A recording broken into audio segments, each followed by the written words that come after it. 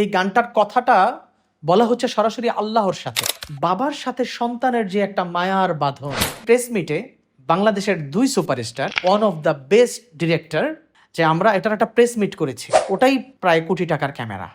বাংলাদেশে খুব কম গজলের press meet হয়েছে। আপনার নতুন একটি কাজ আসছে মায়ের বাঁধন নামে, একটি বিগ প্রজেক্ট বলে আমরা মনে করছি। ইতিমধ্যে ফার্স্ট লুক দেখেছি, তো এই সম্পর্কে দর্শকদের কিছু বলুন। আলহামদুলিল্লাহ, অনেক অনেক ধন্যবাদ আপনার অসাধারণ প্রশ্নের জন্য। মায়ার বাঁধন এটা একটা বিগ প্রজেক্ট, আপনি বলে দিয়েছেন অলরেডি।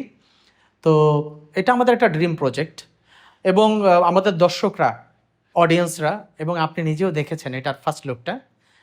টিজারটা দেখার পরে আপনারা বুঝতে পেরেছেন যে, বা অডিয়েন্সরা বুঝতে পেরেছে যে এই নাসিরটা কি হতে যাচ্ছে।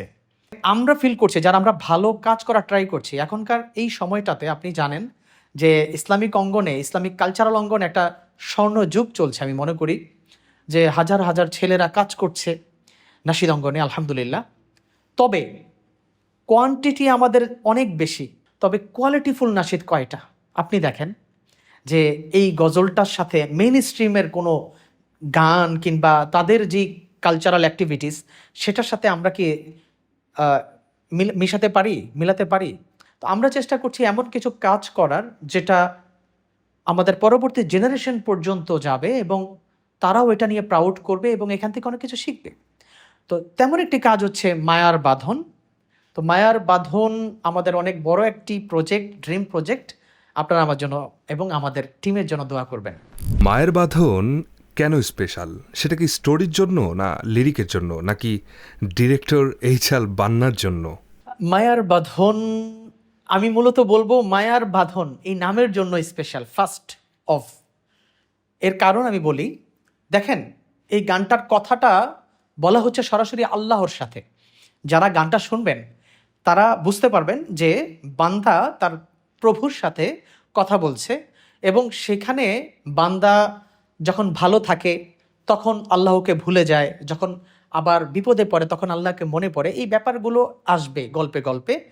তো এই যে আল্লাহর সাথে বান্দার যে একটা কানেক্টিং একটা জায়গা, প্রভুর সাথে তার বান্দার যে একটা মায়ার বাঁধন, এর পাশাপাশি আবার বাবার সাথে সন্তানের যে একটা মায়ার বাঁধন, বন্ধুদের সাথে বন্ধুর যে একটা সম্পর্ক, এই ব্যাপারটাই ফুটে উঠবে বলে আমি মনে করছি। এবং এটা হচ্ছে ফার্স্ট অফ।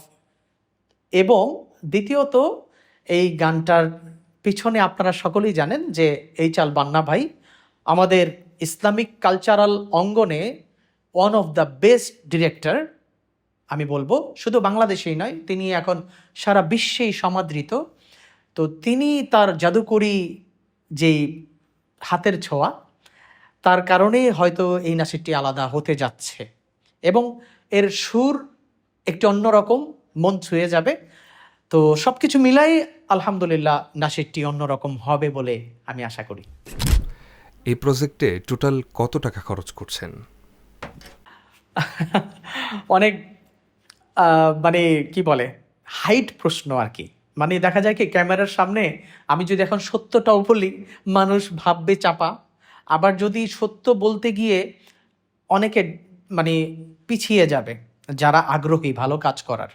ঠিক আছে, আমরা যদি মিনি স্ট্রিমে তাকাই তাহলে আমরা দেখি যে ওইখানে অনেক বড় বড় কাজ হয়, অনেক কাস্টিং, বড় বড় কাস্টিং নিয়ে কাজ হয়, অনেক লাইট, ক্যামেরা। আমাদের যেই, আমি একটা জিনিস আপনাদেরকে বলি, যে ক্যামেরা ইউজ হচ্ছে ওটাই প্রায় কোটি টাকার ক্যামেরা।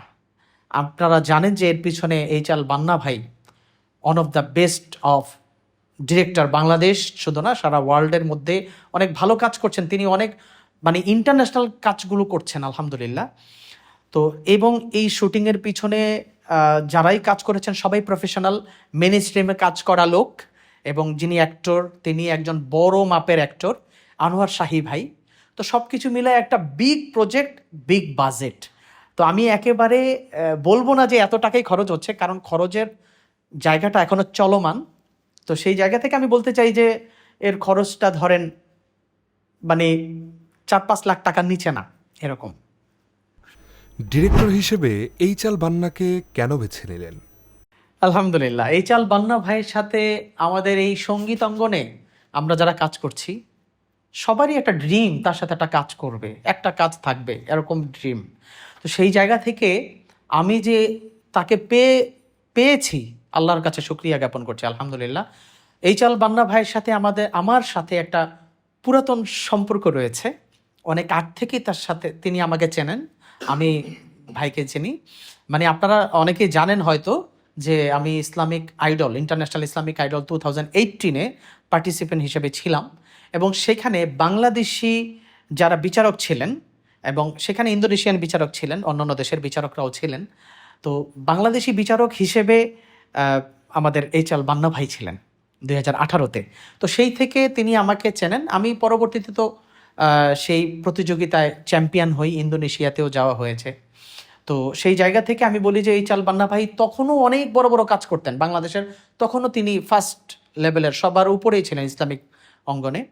এবং আমরা সেই জায়গা থেকে আমি বলি যে বান্না ভাইয়ের সাথে কাজ করা কী জন্য এটা বড় কথা না, তার সাথে কাজ করাটা আমাদের ড্রিম, সেই জন্যই কাজ করা। এইচআল বান্নার সাথে কাজ করতে আপনার কেমন লেগেছে? বান্না ভাইয়ের সাথে কাজ করে কেমন লেগেছে এটা যদি বলতে হয়, তাহলে এক কথায় বলতে হবে খুব কমফোর্ট জোন পেয়েছি বান্না ভাইকে পেয়ে। ফ্রেন্ডলি একজন মানুষ। প্রথমে মনে হয়েছিল, আমরা তো অনেক দিন ধরে কাজ করছি ইসলামিক অঙ্গনে, অনেকের সাথেই কাজ করা হয়েছে, আবার অনেকের সাথে হয় নাই। তো সেই জায়গা থেকে এরকম গুরু ডিরেক্টর আর কি, যারা ডিরেক্টরদের ডিরেক্টর যিনি, তো বান্না ভাইয়ের সাথে কাজ করতে গিয়ে আমাদের কি অবস্থা হবে সেটা তো বুঝতেই পারছিলাম। তবে যখন কাজ করা শুরু হয়েছে, তিনি এত ফ্রেন্ডলি ছিলেন, আমাদের সাথে এত মিশে গেছেন, সিকোয়েন্সগুলো এমনভাবে বুঝিয়ে দিচ্ছিলেন প্রত্যেকটা পার্ট টু পার্ট। আর তার হাসি চাঁদ মাখা মুখ বলবো আমি বান্না ভাইকে, মানে সকাল থেকে রাত অবধি একটা সেকেন্ডের জন্য এমন মনে হয় না। ডিরেক্টরদের, আমি তো অন্যান্য ডিরেক্টর দেখেছি চিল্লাচিল্লি করা প্রোডাকশন হাউসদের সাথে, বা যারা হাউসে যারা কাজ করেন তাদের সাথে গরম হয়ে কথা বলা, মেজাজ খারাপ করা। তো তিনি একেবারে ভিন্ন একজন মানুষ, যারা কাজ করেছেন তারা জানেন। তিনি মিষ্টি হাসি দিয়ে কথা বলেন, এবং তিনি মানে হন না, কখনো মাথা গরম হয়ে যায় না, এবং খুব ঠান্ডা মাথার মানুষ, এবং খুব পিচফুল। আমরা খুব ফ্রেন্ডলি কাজটা করেছি এবং খুব ভালো লেগেছে, আলহামদুলিল্লাহ, বারবার করতে চাই। এই কাজের মাধ্যমে দর্শক আপনাকে নতুন করে চিনবে, তো এটার প্রমোশন নিয়ে আপনার মূল প্ল্যানটা কি? দেখেন, মেইন স্ট্রিমে যারা কাজ করে তাদের প্রত্যেকটা কাজের শুরুতে প্রমোশনাল একটা বাজেট থাকে। তো দুঃখজনক হলেও সত্য যে আমাদের ইসলামিক কালচারাল অঙ্গনে আমাদের গানের কোনো বাজেট থাকে না আলাদা করে, যেটা নিয়ে একটা বাজেট হবে, এটার কোথায় আমরা যাব, গান অনুযায়ী কোথায় যাওয়া যায়, একটা স্টোরি করা যায়, এরকম হয় না। আমরা সচরাচর আমাদের আশেপাশে সুন্দর জায়গাগুলোতেই আমরা কাজগুলো করে ফেলি। তো আমরা চেষ্টা করেছি, যেহেতু এটা আমাদের একটা ড্রিম প্রজেক্ট, এবং এটা আমরা সেইভাবেই চেষ্টা করেছি যে এটার প্রথমে আমরা একটা বাজেট সিলেকশন করেছি, এবং এটার বাজেটটা এইভাবে করেছি যে আমাদের প্রথমে প্রচারণাটা, আপনারা দেখেন যে আমাদের দর্শকরা অলরেডি জেনেছে এবং দেখেছে যে আমরা এটার একটা প্রেস মিট করেছি।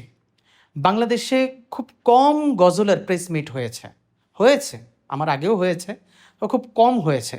এবং সেই প্রেস মিটে বাংলাদেশের দুই সুপারস্টার না, আমি বলবো যে 7-8 জন সুপারস্টার ছিলেন। এর মধ্যে একই নামের 2 জন সুপারস্টার, মানে কারি আবু রায়হান এবং আমাদের শিল্পী আবু রায়হান সুপারস্টার, তারা 2 জন একসাথে ছিলেন আমার প্রোগ্রামে। এবং সেই সাথে আমাদের হোসাইন আদনান ভাই, আরিফ আরিয়ান ভাই, এবং গুরুর কথা তো বলতেই হয় এইচআল বান্না ভাই সহ আমাদের হাফেজদের, কারি আবু রায়হানের ওস্তাদ যিনি, বাংলাদেশের অসংখ্য ইন্টারন্যাশনাল মানের হাফেজদের ওস্তাদ আমাদের কাইমুল্লাহ ভাই, তিনি উপস্থিত ছিলেন। এবং সেখানে বাংলাদেশের গণ্যমান্য যে মিডিয়া ব্যক্তিত্বরা তারা ছিলেন, ইউটিউব চ্যানেলগুলো ছিল, এবং আলহামদুলিল্লাহ একটা ভালো ফিডব্যাক পেয়েছি। এরপরে আমরা পোস্টার রিলিজ করেছি, এরপরে আমাদের টিজার রিলিজ হয়েছে, আলহামদুলিল্লাহ ভালো ফিডব্যাক পেয়েছি। আমরা বিভিন্ন টেলিভিশন সহ বিভিন্ন জায়গায় আমি ইন্টারভিউর জন্য ডাক পেয়েছি, অন্য গানে এরকম হয় নাই। সো এই ব্যাপারগুলো সব কিছু মিলায়ে আমি মনে করব যে পরবর্তীতে যেই নাশিদগুলো হবে, আমরা যদি একটু চেষ্টা করি, আমাদের যদি চেষ্টাটা থাকে না, আমরা কিন্তু আকর্ষণ করতে পারবো মেইন স্ট্রিমের মিডিয়াগুলোতে। তাদেরকে আমাদের নিয়ে আসতে হবে না, তারা আমাদেরকে ইনভাইট করবে এই নাশিদের জন্য, এই কাজের জন্য। তো আমরা ওই ধরনের কাজ করি, ইনশাল্লাহ খুব সুন আমরা দেখতে পাবো আমাদের প্রত্যেকটা কাজে বাজেটের বাহিরেও আমরা মিডিয়া পার্টনারদের একটা ব্যাপক সহযোগিতা পাবো।